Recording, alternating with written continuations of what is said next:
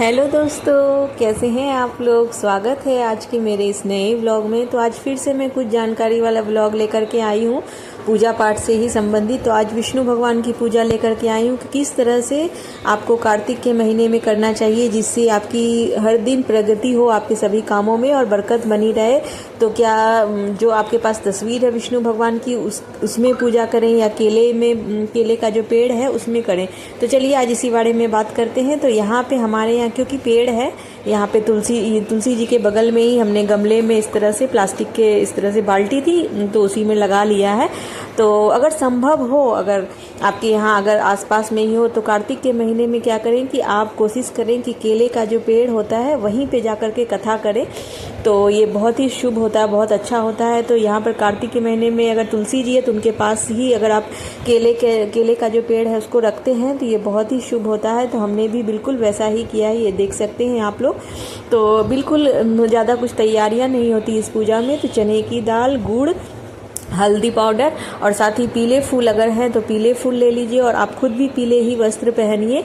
अगर आपके पास पीले फूल भी नहीं है तो आप क्या करिए, जो भी कोई फूल है, सफ़ेद फूल हैं, तो आप उसको पीला कर लीजिए हल्दी से ही और उसको चढ़ा दीजिए। तो इस तरह से तिलक वगैरह करके केले के पेड़ में फिर जो आपके पास में घंटी है पानी की, यानी कि जो जल का एक कलश है, उसमें भी डाल दीजिए चने की दाल, गुड़ और पीला फूल और उसको मोली से लपेट दीजिए और फिर कथा करिए। उसके बाद क्या करिए, उसके बाद कथा करनी है आपको भगवान विष्णु की और लास्ट में जाकर के आपको आरती करनी है इस तरह से। तो ये पूजा संपूर्ण होती है और आज के दिन कुछ विशेष रूप से चढ़ाया भी जाता है भगवान विष्णु को।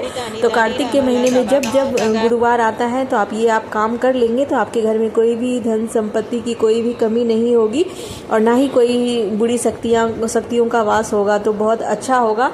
तो सबसे पहले तो यहाँ पे तुलसी में काफ़ी मंजरियाँ हो गई थी। तो ये भी बोला जाता है कार्तिक के मास में तुलसी जी की जो मंजरी होती है वो भी ज़रूर तोड़ना चाहिए। शुरू से मैं देखती आ रही हूँ, सुनती आ रही हूँ, इसलिए थोड़ी सी चीज़ें मुझे भी पता चलने लग गई। तो सोचा आपसे शेयर कर लूँ। तो कैसा लग रहा है बीच बीच में जो मैं ऐसे ब्लॉग्स बना रही हूँ पूजा पाठ से संबंधित तो आपको कैसे लग रहे हैं ज़रूर कमेंट करिएगा फ्रेंड्स। तो इससे काफ़ी मोटिवेशन मिलता है। तो आगे मैं किस तरह की कौन सी जानकारी वाला ब्लॉग लेकर के आप ज़रूर बताइएगा।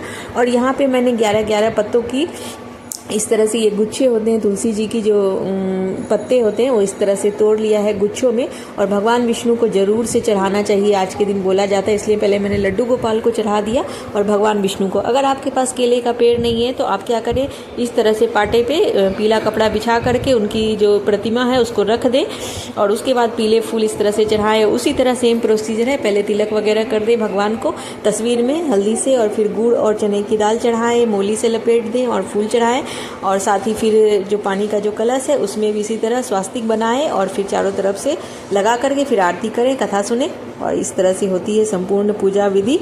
तो कैसा लगा आज का व्लॉग कमेंट करके जरूर बताइएगा। मिलते हैं कुछ और नए व्लॉग।